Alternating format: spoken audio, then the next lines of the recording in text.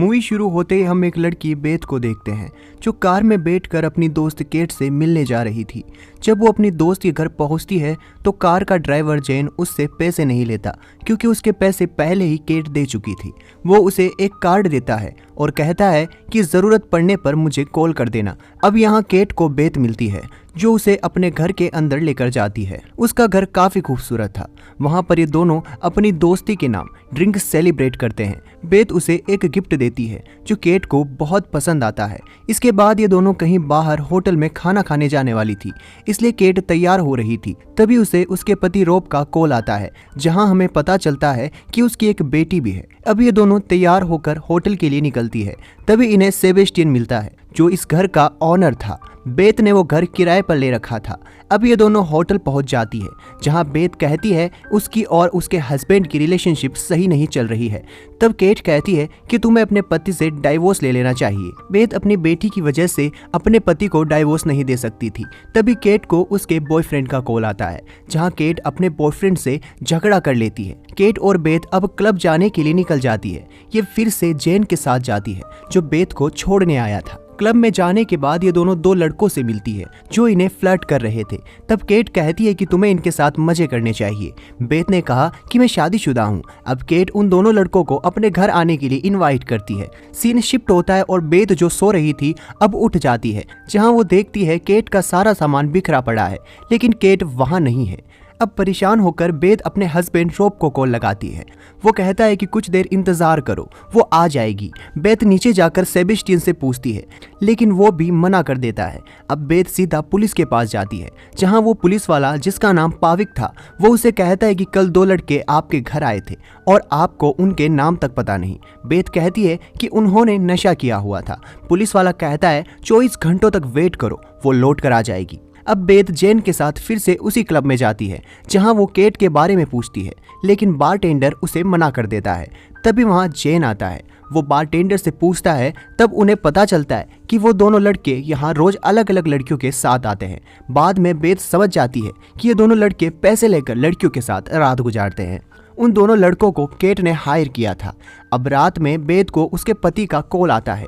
वो उसे कहता है कि मैं तुम्हें अपने साथ ले जाने के लिए आ रहा हूँ। तब वो कहती है कि नहीं, मैं अगले हफ्ते ही आ पाऊंगी क्योंकि मेरी दोस्त गायब है। अगले दिन जेन और बेथ को इंस्टाग्राम से उन दोनों लड़कों का पता चल जाता है। जेन उन दोनों को मिलने बुलाता है लेकिन बेथ को देखकर वो दोनों वहां से भागने लगते हैं। जेन भी उन दोनों के पीछे भागता है। अब जेन उन दोनों में से एक को पकड़ लेता है। वो बताता है कि उसने केट की ड्रिंक में ड्रग्स मिलाई थी और इन्होंने केट का हैंडबैग और मोबाइल भी चोरी किया था। अब बेथ को केट का हैंडबैग और मोबाइल मिल जाता है जिन्हें लेकर बेथ सीधा पुलिस स्टेशन जाती है जहां वो एक लेडी ऑफिसर से कहती है कि उसे ड्रग्स दिए गए थे। अब 24 आवर्स हो चुके थे तो वो बेथ की रिपोर्ट लिख लेते हैं। बाहर आने के बाद बेथ को केट का बॉयफ्रेंड कहता है कि उसने कई दिनों से केट से बात नहीं की और वो अक्सर ऐसा ही करती है, बिना बताए गायब हो जाती है। मतलब उस दिन होटल में केट किसी और से बात कर रही थी।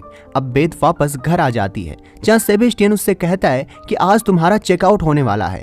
तब बेथ उसे सारी बात बताती है कि केट गायब हो गई है। सेबेस्टियन कहता है कि जब तक वो मिल नहीं जाती तुम नीचे रूम में रह सकती हो। अगले दिन बेथ और जेन बात कर रहे थे। तब वहाँ रॉब आ जाता है। बेथ उसे कहती है जेन मेरी मदद कर रहा है। तब जेन वहां से चला जाता है। रॉब कहता है कि तुमने इसके साथ अफेयर शुरू कर दिया, लेकिन वो कहती है कि ऐसा कुछ भी नहीं है। जब ये घर आते हैं तो इन्हें पुलिस की कॉल आती है। पुलिस बताती है कि उन्हें केट की लाश मिली है। वहां जाने के बाद उन्हें पता चलता है कि उसकी लाश काफी दिनों से पानी में तैर रही थी। ये देखकर बेथ काफी ज्यादा अपसेट हो जाती है। अगले दिन बेथ फिर से अपने दोस्त को देखने जाती है। जब वो केट के साथ अकेली होती है तो वो केट के फेस से अपना फोन जो उसने अपने पास रख लिया था उसे अनलॉक कर लेती है। तब उसे पता चलता है कि केट और रॉब का अफेयर चल रहा था।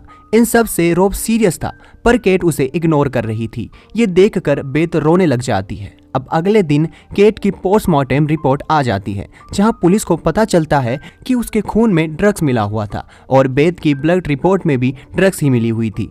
अब पुलिस को यहाँ लग रहा था कि बेथ ने ही केट को मारा है। अब केट का पासपोर्ट पुलिस जब्त कर लेती है ताकि वो यहाँ से भाग ना सके। एक रात बेथ जेन से मिलती है। वो उसे बताती है कि पुलिस वाले उसी पर शक कर रहे हैं। घर आने के बाद बेथ रॉब को कॉल करती है और कहती है कि मुझे तुम्हारे और केट के बारे में सब कुछ पता है। रॉब उसे वापस आने के लिए बोलता है, लेकिन वो कहती है उसका पासपोर्ट पुलिस ने ले लिया है। अगले दिन बेथ के घर पुलिस आ जाती है और उसे अरेस्ट कर लेती है। वहां जाने के बाद पुलिस उससे कहती है कि जेन ह्यूमन ट्रैफिकिंग के गिरोह में जुड़ा हुआ है। आपने उसे केट को मारने के लिए पैसे दिए थे क्योंकि केट का अफेयर आपके पति के साथ चल रहा था।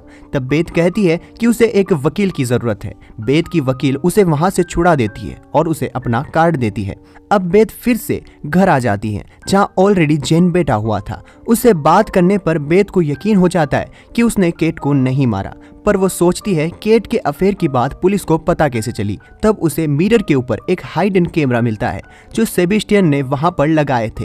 बेथ सेबेस्टियन से चाबी चुराकर सीसीटीवी कंट्रोल रूम में पहुंच जाती है जहां उसे पता चलता है कि सेबेस्टियन ने सभी रूम में हाइडन कैमरास लगाए हुए हैं। वो अपनी और केट की सीसीटीवी फुटेज देखती है जहां उसे पता चलता है कि उस रात वो दोनों लड़के केट का हैंडबैग और मोबाइल लेकर भाग गए थे।